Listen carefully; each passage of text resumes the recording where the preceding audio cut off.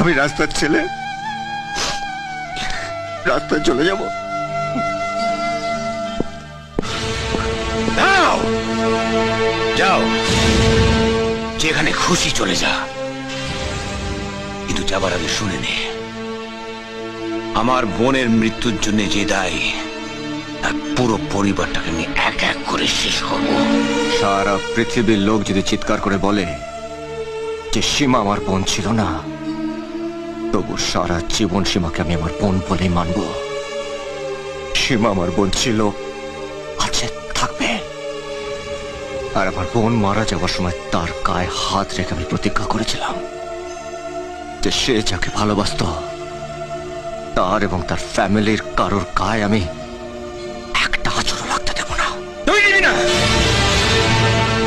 তুই আমাকে আটকাবি?